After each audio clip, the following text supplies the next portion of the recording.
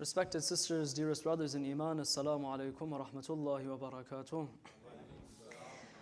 Belief in the resurrection is such a pivotal belief that we have that perhaps there are very few, if any, pages in the Holy Quran that don't include the remembrance and the mention of the resurrection.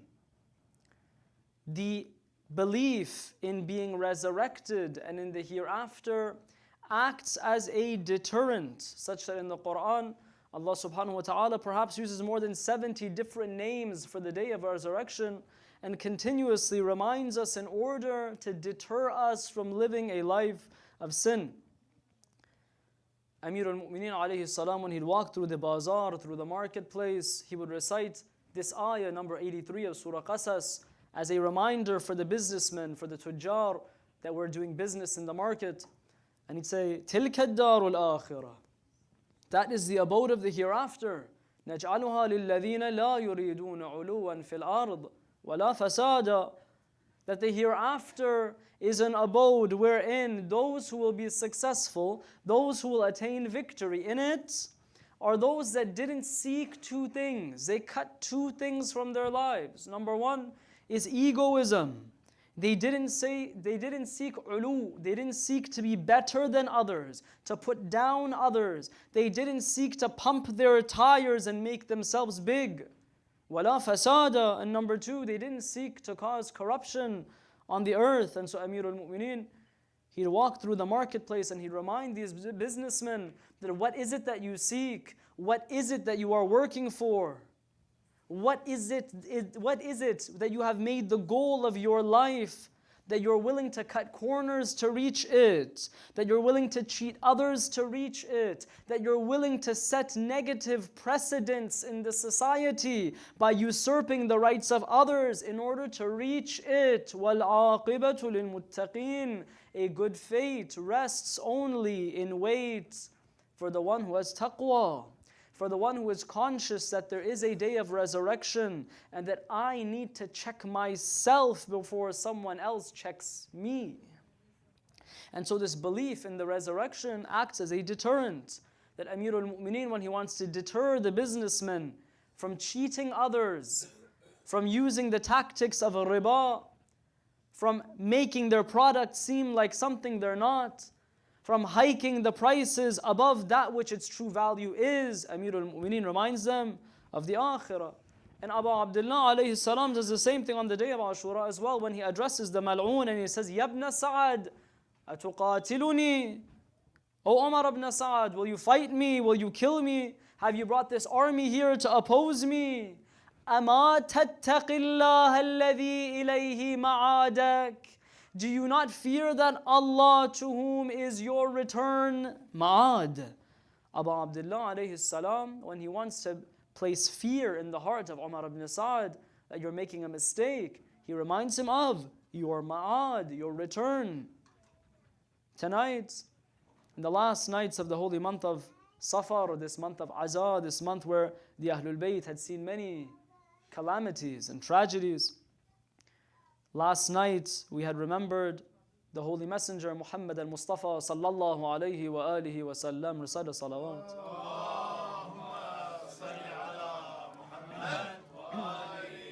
As well as the second Imam, Imam al-Mujtaba alayhi salam. And tonight, being the night of the 29th of the month of Safar, we've come to remember our 8th holy Imam, Imam Ali ibn Musa ar-Ridhā alayhi alaf wa tahiyyati wa thana. Ya Allah, grant us the ziyarah of all of these personalities in this life and their shafa'ah in the hereafter.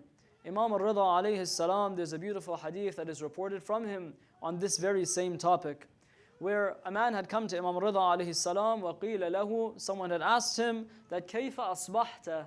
We have this theme in our riwayat that many would ask the ai''mmah, they would ask the ma'asumeen, كَيْفَ أَصْبَحْتَ, how is it that you woke up this morning? In what state were you when you arose from your slumber? What was on your mind? What is currently the state that you are in? Ya ibn Rasulillah. And interestingly, the Ma'asumeen alayhimus salam would also ask others, كَيْفَ أَصْبَحْتَ, to gauge what is your state. For example, it was asked of Jabir ibn Abdullah al-Ansari that Imam al-Baqir alayhi salam asks him, what is your state? And Jabir very famously, he responds and he says, Yabna Rasulillah, I find myself in a position where I prefer death over life, sickness over health, poverty over wealth. And the Imam alayhi salam responded to Jabir, and he said, Jabir, I'm not going to put you down. What you said is good. I like it. We're not like this though. Jabir, we're different. We don't think the way you think. So Jabir says, Yabna Rasulullah, so what's your state? And Imam al-Baqir alayhi salam says that we, no matter if there's sickness or health, poverty or wealth, whether there's life or whether there's death, we're pleased with whatever Allah grants us. And so there's a difference between the way that Jabir, one of the great ashab of Rasulullah and the A'immah thought, and the way that the Imam thought. And so this question was posed to Imam al-Ridhā alayhi salam, that كيف أصبحت, in what state did you wake up? And this is a question that we have to ask ourselves as well. It's a very profound question. That what is the ham and gham, what is that thing that occupies our mind when we wake up in the morning?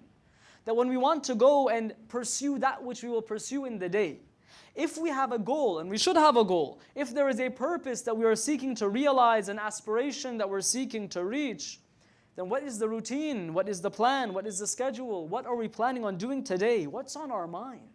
What is it that we seek? The Imam is being asked, كَيْفَ أَصْبَحْتَ, when you wake up in the morning, what is that supreme thought that's in your mind that you're thinking about? What is the driving force that makes you do what you do? It's a question that we have to ask ourselves as well. That when we wake up, what are we thinking about? What is the most important thing on our minds that when we begin our day and go out and seek whatever it is that we'll seek? If we're going to work, then we're going to head out to the place of employment. If we're students, we're heading out to the institution of the academia. If we're retired, we're sitting at home, maybe on the couch watching TV, I don't know. But the point is that what is that major thought on your mind when you wake up in the morning? Imam al-Ridhā alayhi salam says 5 things. فقال عليه السلام أصبحت بأجل منقوس, number 1. وعمل محفوظ, number 2. والموت في رقابنا, number 3. والنار من ورائنا, number 4. ولا ندري ما يفعل بنا, number 5. He mentions 5 things the Imam alayhi salam does that is on his mind when he wakes up in the morning. Tonight, on the night that we're remembering the 8th Imam alayhi salam, we want to briefly, at a surface level, go through what these 5 profound answers of the Imam alayhi salam were. But before that, salawat ala Muhammad wa ali Muhammad.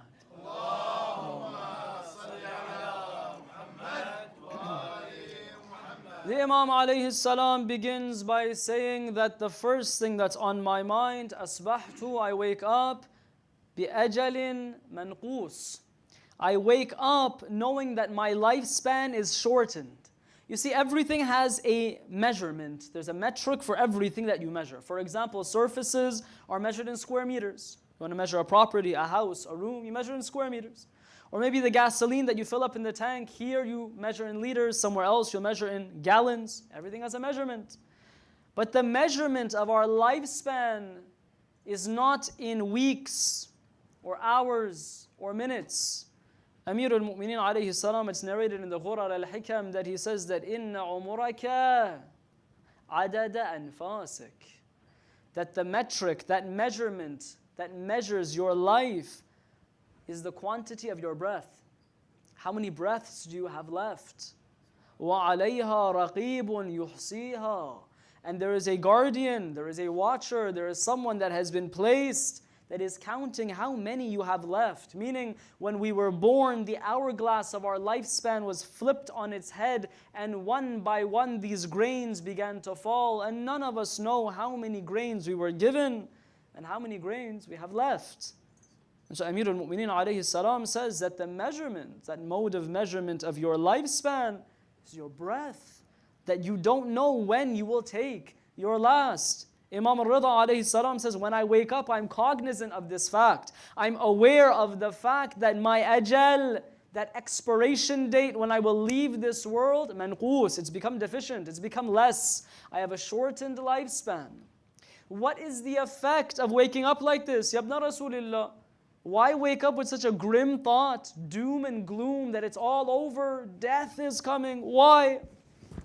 Imam ar-Ridhā alayhi salam says that the ajal that is now deficient, that is slowly shortening, I have that in the front of my mind hanging between my two eyes for this reason, that the person that knows that his lifespan is limited, his resources are limited, will now make the best use of his time with what he has left.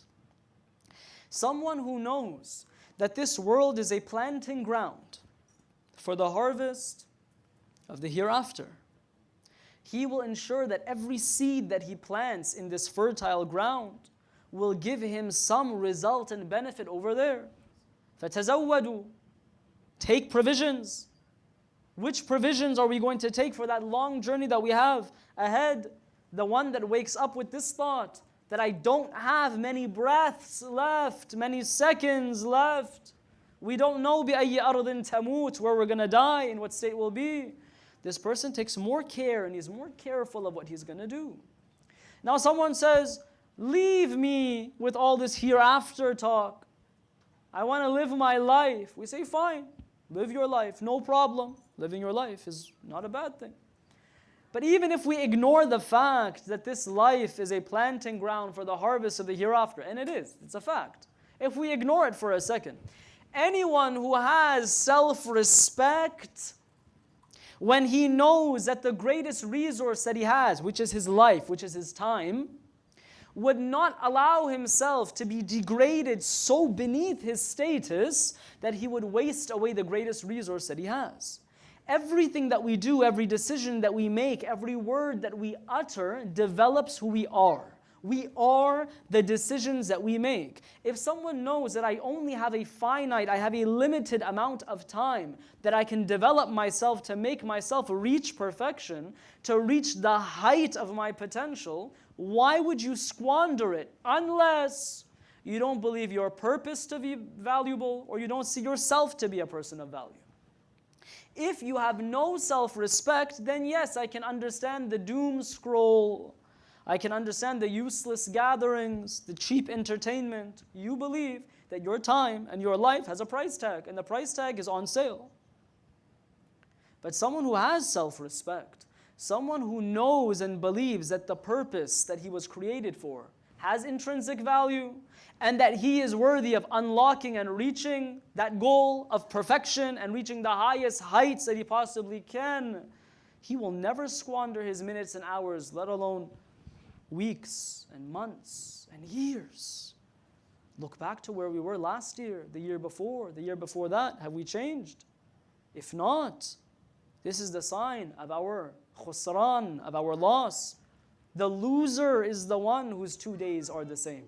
That yesterday he was the same way that he is now currently. How is it that we took no lesson, no ibrah from what happened yesterday, the day before, the year before, the decade before? That there's no self-improvement or self-development or progress. This is the sign of someone who has no self-respect.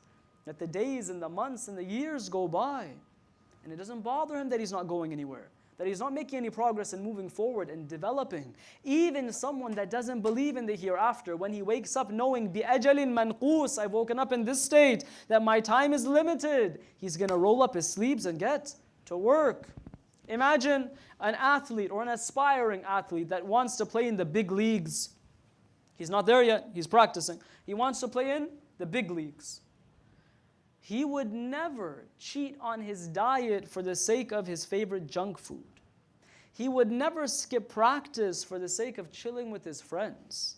He would never mess up his sleep routine for the sake of playing some video games. Why? Because his purpose and his goal is clear. What he wants to reach is clear. His aspiration, crystal. And he knows that he's worthy of reaching it. There was a brother, he said, I want to be a soccer player. As a lot of youth say. He was in high school. And I said, I know a lot of youth are going to say that they want to be an athlete. That's fine. I'm not going to shoot him right away and say, your dreams are worthless, pick another major. No. Maybe he has potential. You never know. I said, okay, you're in high school. Inshallah, you're on the junior team. It was 10th grade or something. You're playing for the, grade 9, 10. No. Oh, why is that? He said, I didn't make the cut. I said, khair, inshallah. Grade 11, next year you're going to make the senior team. He said, I don't know, the guys in my school are really good. was like, oh, you go to a sports school? He says, no, I go to a public school. I was like, oh, brother, if you're not going to make the high school team, I'm not sure if you're going to make the uni or the college team. I don't think you're going to get a scholarship for soccer, especially when it's a competitive sport and expensive. Brother, maybe now we should think about changing the major. However, the person who says, no, I'm real about it, I'm serious. This is the guy that wakes up early. This is the guy that has a particular way of eating, a particular amount of food that he consumes. You know those guys that measure exactly 80 grams of fish and exactly... These people say that my goal is valuable and I can reach it. That's why he lives this way. Otherwise, he'd live like everyone else. Gray, mediocre, nothing special about him. No spark in the eye. Imam ar-Ridhā alayhi salam says, my eyes are all sparks. I know that bi-ajalin manqus is how I woke up. I don't have much time left and there's a goal that I'm working towards. And so the first thing that the Imam alayhi salam says is that when I wake up in the morning, I'm thinking about the fact that my lifespan has been shortened by a day. Number two, the second thing that's on the mind of the Imam alayhi salam, he says, amalin mahfuz, that I wake up knowing that all of my actions are preserved. Inna alaykum lahafidhin kiraman katibin. Allah subhanahu wa ta'ala says every single thing that you're doing is all being written and preserved. Inna Allah la yudhi'u ajra al-muhsinin. On the one hand, whatever good you do, Allah says, I don't waste it. It has a reward. فَمَنْ يَعْمَلْ مِثْقَالَ ذَرَّةٍ خَيْرًا يَرَهُ. He will see it. Whatever that thing was, no matter how small it is, it was a good thing, it's preserved. We don't waste it away. We weren't blinded for a second. لَا تَأْخُذُهُ سِنَةً وَلَا نَوْمٍ. Allah doesn't even take a little nap, where you doze off and you close your eyes. Not even that much of negligence. وَالْأَيَاذُ بِاللَّهِ. Everything that you did, we've written it, including the bad. Meaning that every mistake that I've made, even if I forget, they don't forget. And so if I haven't made a point to look back to the mistakes that I've made, to undo them, to correct them, to make amends now with Allah, it's preserved somewhere. Bi'amalin mahfuz is how I'm waking up. When we think about how everything we do is being written for us, and that there's no escape to the fact that we are being watched over, it becomes much more difficult to sin. That's why there was a man that came to the third Imam alayhi salam, and he addresses the Imam, Yabna Rasulullah, Ya Aba Abdullah. He addresses Imam al-Husain alayhi salam, saying that I have a problem, I have an addiction, I'm not able to quit sinning, it's tough for me, I'm a sinner. Give me some advice. And so the Imam alayhi salam says that if al-khamsata ashya wadhnib ma shi't. He says that do 5 things, then commit whatever sin you would like. No problem. Open season. Whatever sin you can think of, Ya Allah, just do 5 things first. Number 1, the first thing he says, La ta'kul rizq Allah wadhnib ma shi't. He says, don't eat from the provisions of Allah. Whatever it is that Allah has provided you with, don't eat it. Eat your own food. Go make your own food now. You're a big boy. You can pay your own rent. Then sin. Whatever you'd like to do, go ahead, commit the sin. Don't eat the rizq of Allah. He puts his head down. He says, how can I do that? No matter what it is that I put together, whether it's pasta or biryani, it's all the rizq of Allah. Number 2, he says, okay, that's fine. You couldn't do that. Do the second one. Second one, he says, أخرج من ولاية الله. He says, first, exit from the dominion and the guardianship of Allah. Go somewhere else. وَذْنِبْ مَا شِئْتَ. And then sin. Go commit whatever sin you want. He said, I can't. Wherever I go, if I go to Jupiter or Pluto, I'm within the wilaya of Allah. I can't exit the wilaya of Allah. He says, okay, number 3. He says, أُطْلُبْ مَوْضِعًا لَا يَرَاكَ اللَّهُ. Go find a place where Allah can't see you at least. You're under His wilaya. At least find a place where He can't see you. وَذْنِبْ مَا شِئْتَ. Then go commit whatever sin you want. He says, Ya Aba Abdullah, no matter where I go on this earth or outside this earth, wherever I am, I hide under a rock. Allah can see me. He says, no problem. That was the third one. The fourth one is this, that إِذَا جَاءَ مَلَكُ الْمَوْتِ ليقبض روحك فادفعه عن نفسك واذنب ما شئت. He says, okay, how about this one? When Malakul Maut comes to take your life, stop him. Prevent him from taking your life, and then go ahead and commit whatever sin you want. He says, Ya Aba Abdullah, how can I stop Malakul Maut when Allah wills for my life to be taken? That's it, it's over. He says, okay, number 5, fine. We made it this far, till your grave you couldn't do anything about it. Number 5. He says, إِذَا أَدْخَلَكَ مَالِكٌ فِي النَّارِ فَلَا تَدْخُلْ. He says, when the Malik is that angel that is the guardian of the hellfire. He says, when Malik wants to put you into the hellfire, he's chucking you into the fire, don't go. Refuse to enter. وَذْنِبْ مَا شِئْتَ. Then at that point, go ahead, Bismillah, open season, commit whatever sin you want to commit. He says, Ya Aba Abdullah, I got the message. I understood that when I'm aware that everything that I'm doing is being written and preserved, that there's someone else who's watching over me, that everything that I am doing is within the framework that Allah subhanahu wa ta'ala has placed me in. Now with this understanding, it becomes difficult to commit sins. And so after this, Imam al-Ridhā alayhi salam, when he says, I wake up knowing that my amal is mahfuz, he says the third one, which is directly related to this hadith of Abi Abdullah, where he says, وَالْمَوْتُ فِي رِقَابِنَا. I wake up with this realization, knowing when you mend ties with your family members, even the ones, or perhaps especially the ones that have cut you off, when you mend those ties and you have a close bond with your family members, you try to pull them in and prevent your family members from getting scattered and drifting apart. This extends your lifespan. Likewise, قَطْعُ الرَّحِمِ, when you cut ties with your family, it decreases your lifespan. Meaning that day that was set and apportioned for your death comes closer. وَالْمَوْتُ فِي رِقَابِنَا. This death has been apportioned for us. Where it will come, when it will come, God knows. We don't. They say that there was a man, he was told that his death is near. And then all of a sudden he saw the angel of death. And the angel of death was looking at him and he said, oh no, this is it. This is what they were talking about. This is the death that was set for me and it's coming. So he ran up until he got to the sea and he got in a boat and he went across the lines to the other side of the shoreline. When he got to the other side, he disembarked. All of a sudden, Malakul Maut comes to him and says, now it makes sense. And he says, you again? What are you doing here, Malakul Maut? He says, yeah, I went to take someone's life over there on that side of the sea and I saw you.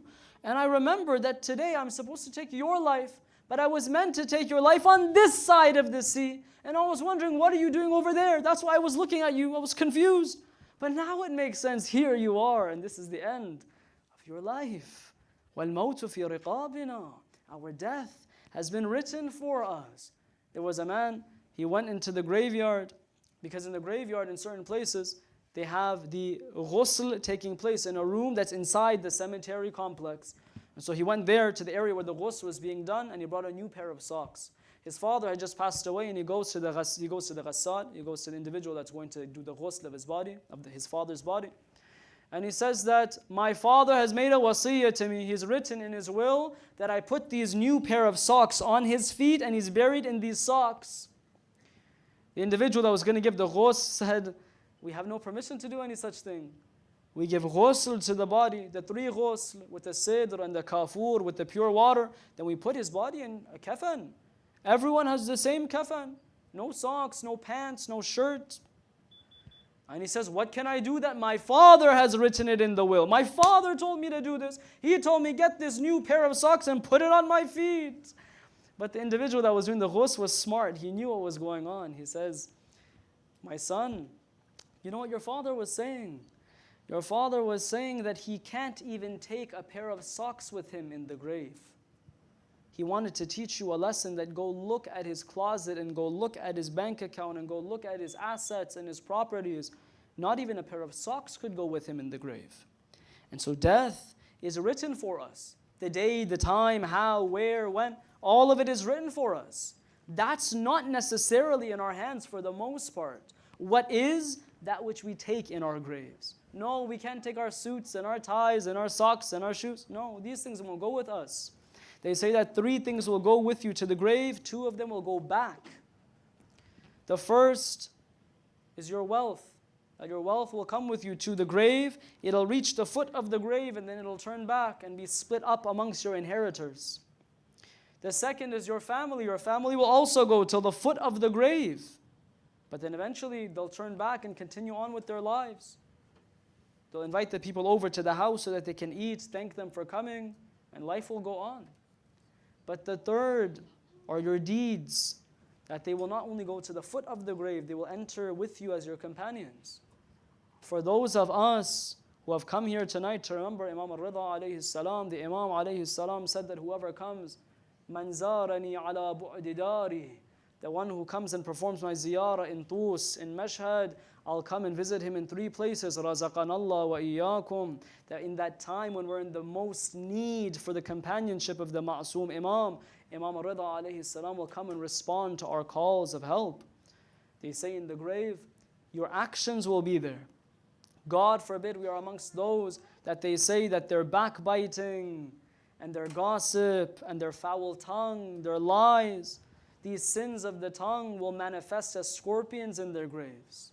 Instead, we say, Ya Allah, make us amongst those that when they're placed in their grave, their salah will go in one corner, their sawm will go in one corner, their zakat in one corner, their hajj in one corner. 4 corners. All 4 of these are lights for the mu'min in the grave, up until a 5th light enters into the grave, which is more luminous and more bright than all of the other 4. Such that the salah and the sawm, the charity, the hajj, they will all ask this 5th light, who are you that your luminosity and your brightness outdoes us? Who are you? And he will respond and say, I am the wilayah of Amir al-Mu'mineen, Ali ibn Abi Talib, salawatullah wa salamuhu alayhi. Recite a salah. Allahumma salli ala Muhammad wa ali Muhammad.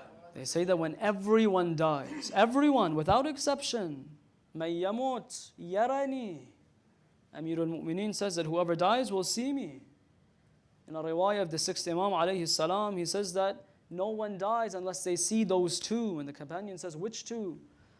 He says, it'll be that time when Malakul Maut and Jibreel will come. And when they come, Rasulullah will say to Malakul Maut, or he'll say to Jibreel, that, O Jibreel, this man loved us, so be good to him. And so Jibreel will tell Malakul Maut that this man loved Allah and His Messenger and his family, so be good to him. No one dies unless they see Rasulullah and Amir al-Mu'mineen. The difference is that the mu'min, when he sees Rasulullah and Amir al-Mu'mineen, they become happy and they rejoice, seeing their goal in front of them. The munafiq, the kafir, the sinner, the one that led his life in a way that was a disgrace to himself and a stain on the ummah, when the Rasul and when Hadrat Amir see this man, that man won't be so happy. So the third thing that Imam ar-Ridhā alayhi salam says is, وَالْمَوْتُ فِي رِقَابِنَا. I'm aware when I wake up that death is hanging from my neck and it's written. Brothers, sisters, we have had people that have claimed that there is no God. We have had people in history that have claimed that they are God. Fir'aun says, أَنَا رَبُّكُمْ الْأَعْلَى. I am your Rabb. But we have had no one in history that has ever claimed that I will not die. Even Fir'aun had ordered for a grave to be built for himself. So there's no one that can claim that I won't die. وَالْمَوْتُ فِي رِقَابِنَا. Number 4, the Imam alayhi salam says, when I wake up, I'm aware that وَالنَّارُ مِنْ وَرَائِنَا, that the fire is ahead of us. There's fire ahead of us. Now someone says, but the Imam is ma'soom. The Imam shouldn't be worried about the fire. They say the Shia don't enter the hellfire. How can the Imam of the Shia enter the hellfire? The Imam alayhi salam never feels al-amn min makrillah. He never feels that he's protected. He's in the clear. That he's safe from the punishment of Allah. Why? Number 5, the 5th thing that Imam ar-Ridhā alayhi salam says, I wake up and this is on my mind, is وَلَا نَدْرِي مَا يُفْعَلُ بِنَا Why? Because we don't know that which will be done to us. Why is it that the Imam is saying that I'm aware that there is a fire ahead of us? He's saying because we don't know what our fate is going to be until all is said and done. That's why our ulama say that when you go to the Kaaba and you see the Kaaba for the first time and you have those 3 wishes that will be for sure answered, they say make this dua when you see the Kaaba, that Allahumma ja'al awaqib umurina khayra. And so we asked our teachers, we said that's the first dua, what's 2 and 3? He said make this dua 3 times. We said come on, we have 3 opportunities, you have 3 wishes. Everyone knows that when you meet the genie in the lamp, you say I wish for more wishes. You're saying I have 3 chances and make the same dua 3 times. And our teacher said there's not a set amount that you can ask for husnul aqibah, for aqibat bi khayri, for a good fate.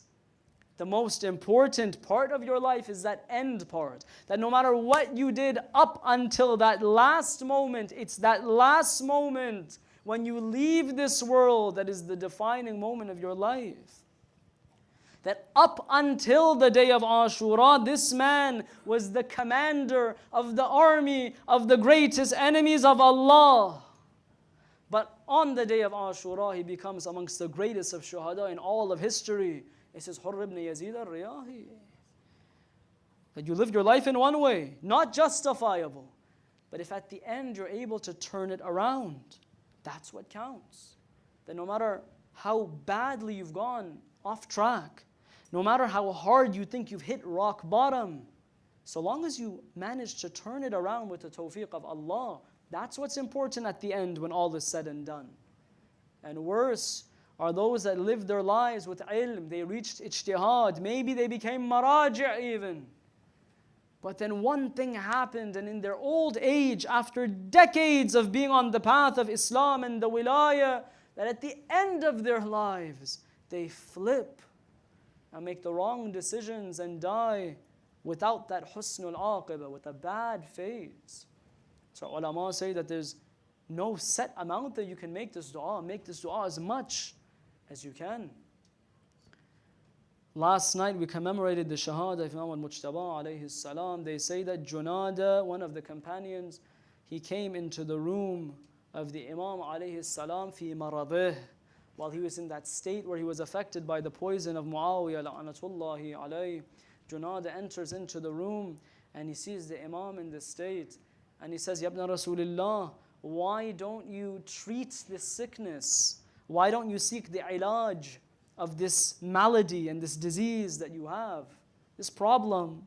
He wants to say, Ya ibn Rasulullah, I'm praying for your sihha, that you get better.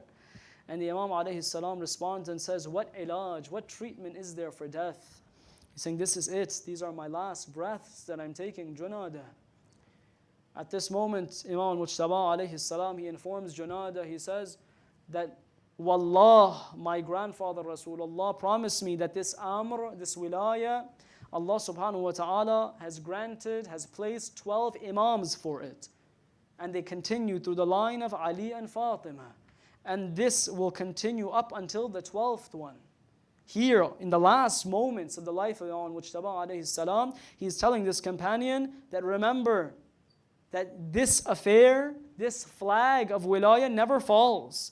Allah is the guardian of it. He is the one that has placed these 12 ai for this affair. And he mentions that they're from the line of Ali and Fatima, that don't go off the track. Junada hears this, he says, Inna lillah wa inna ilayhi raji'un. The second Imam now is giving his life. He says, Idhni, he says, Ya ibn Rasulullah, give me maw'idha, advise me.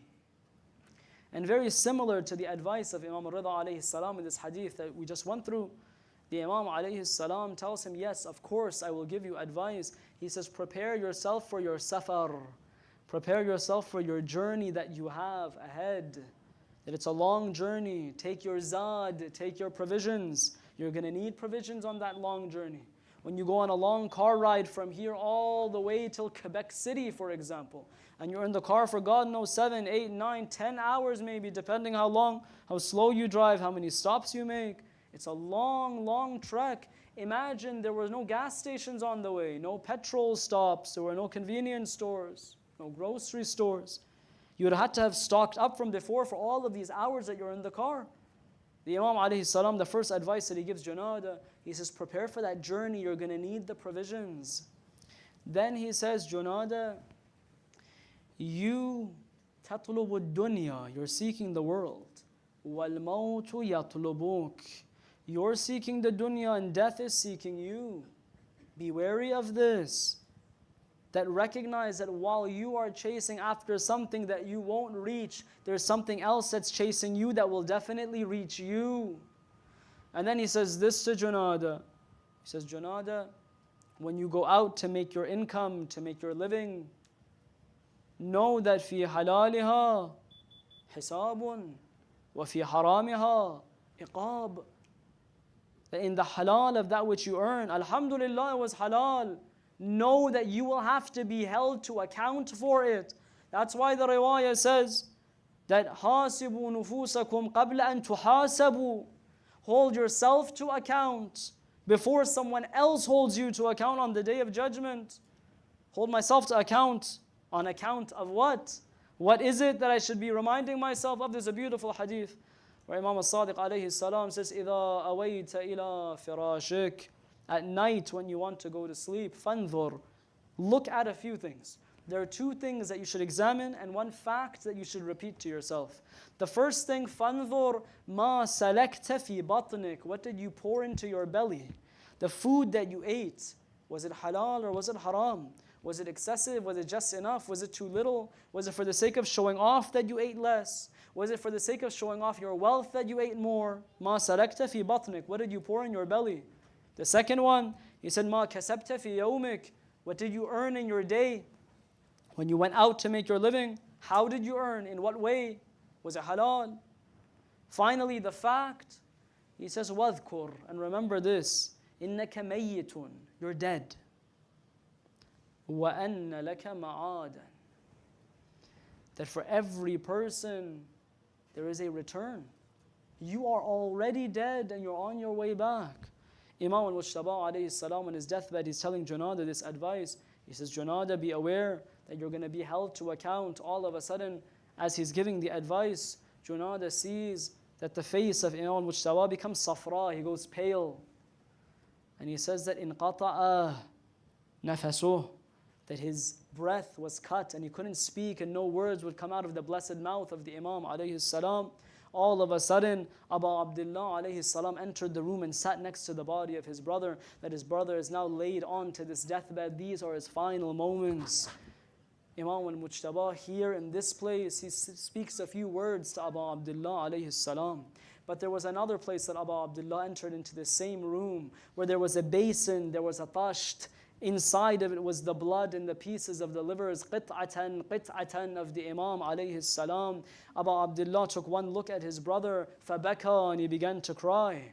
Imam al-Mujtaba alayhi salam said, مَا يُبْكِيكَ يَا أَبَا Abdullah, what is it that makes you cry? Why is it that you're shedding tears like this? Abu Abdullah alayhi salam responds and says, oh my brother, on account of what has befallen you, I cry on account of your loneliness, on account of how they have betrayed you. I cry on account of how I'll have to be separated from you. Oh my brother, Imam al-Mujtaba says, all of this that you see is the effects of the poison that will undoubtedly kill me. However, وَلَكِنْ لَا يَوْمَ كَيَوْمِكَ يَا أَبَا عَبْدِ, there's no day like your day, Ya Aba Abdullah. It's the night of the Shahādah of Imam ar-Ridhā alayhi salam. Sallallahu alayka ya Aba Abdullah. الله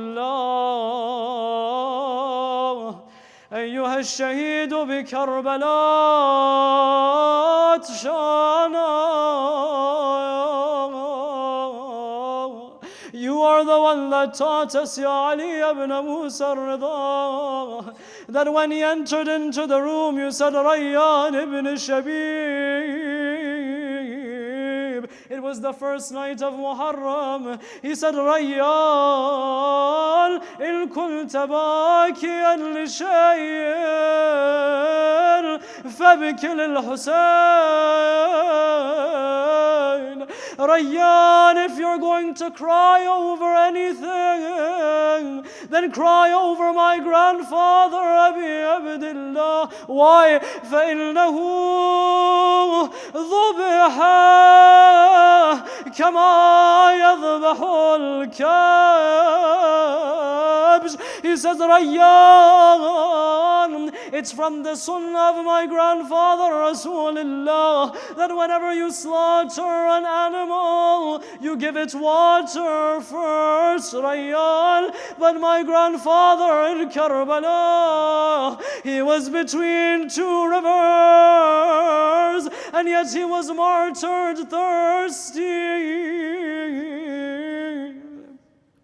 Ya Ali ibn Musa ar-Ridhā, on a night like tonight, they say Imam ar-Ridhā told his companion Abu Salt, he said, Ya Abu Salt, if you see that I return from the court of Ma'mun and my Abba is on my head, don't speak to me. Know that I have been poisoned and I am leaving this world. Abu Salt is looking, he is worried. I hope, Ya Allah, that my master comes back healthy. But then he sees that his master has come back and his head is covered. He says, I didn't say anything to the Imam. I followed him into his room. When I went into his room, he had one command. فَأَمَرَ. This is something important to Imam ar-Ridhā. He says, close the door and lock it behind you. Why, Ya Ali ibn Musa ar-Ridhā? Why shall we lock this door such that no one can enter? It's as if Imam ar-Ridhā is saying, I am the Imam of the time. This poison is so heavy. You know, between the palace of Ma'mun and the house, there wasn't a very large distance. But from the palace to the door of Imam ar-Ridhā, he sat and got up 50 times. The poison has a heavy effect on the Imam. He says, lock the door. No one should see the Imam of his time while he's being tortured in pain. They shouldn't see that their Imam is lying on the ground and the poison has affected him like this. But I say, Ya Ali ibn Musa ar-Ridhā, the Nahiya Muqaddasa says, As-salamu ala man hutikat hurmatuh, that my master was on the sands of Karbala. اجتمع عدة من الأعراب. There was a tawaf around Husain in Karbala. فرقة بالسيوف وفرقة بالرماح وفرقة بالحجارة والعصا. Whoever had swords struck him with their swords. Ya Ali ibn Musa ar-Ridhā, some had no weapons with them. They picked up the stones from the sand of Karbala so they could have a share in striking the son of Zahra. It's the night of the Shahādah of Imām ar-Ridhā. Abu Salt all of a sudden saw that a young man had entered the room, the one who had looked the most like the Imam himself. He said, "Oh man, who are you? How did you enter this room?" The man responded, he says, "I am the Hujjah of Allah upon you, Ya Abu Salt.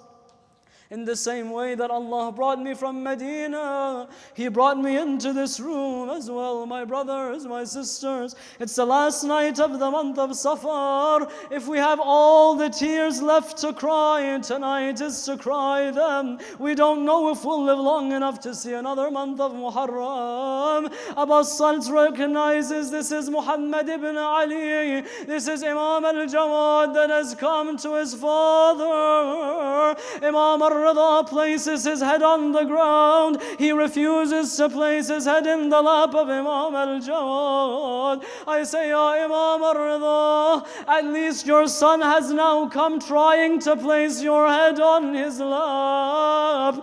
But in the final moments of my master, Abbas is next to the Alqamah. Akbar is Irban Irba. There is no one for my master Husain." It's the last night of the month of Safar. All of a sudden Husain opens his eyes and his chest feels heavy When he opens his eyes, he sees والشمر جالس على صدر الحسين.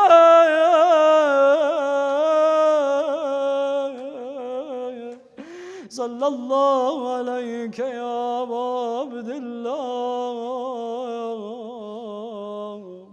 صلى الله عليكم يا أهل بيت النبوة.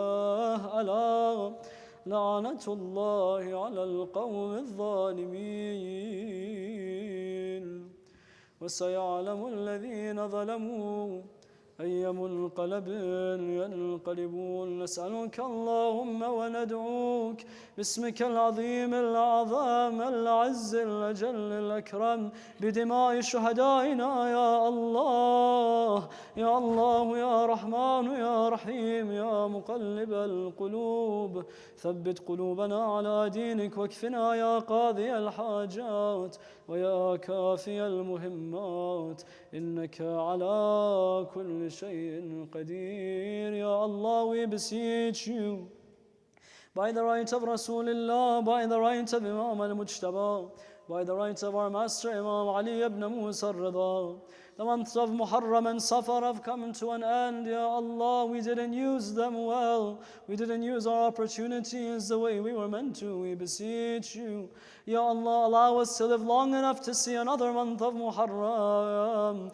Ya Allah, allow us to see the nights of Qadr and experience Tawbah in them. Ya Allah, fill our hearts with your love and the love of the Quran and the Ahlul Bayt. Fill our hearts with the enmity for all of the enemies of the Quran and the Ahlul Bayt. Ya Allah, if any khair and barakah came from our majlis, grant it to all of those who are sick from our families and communities as shifa. Ya Allah, if any barakah came out of our majalis, we beseech you, grant it to the graves of our marhumeen as light for them. Ya Allah, the position of the shuhada is already high, elevate them higher. Ya Allah, there's one shaheed in particular that we buried not too long ago. While he was alive, we didn't recognize his value.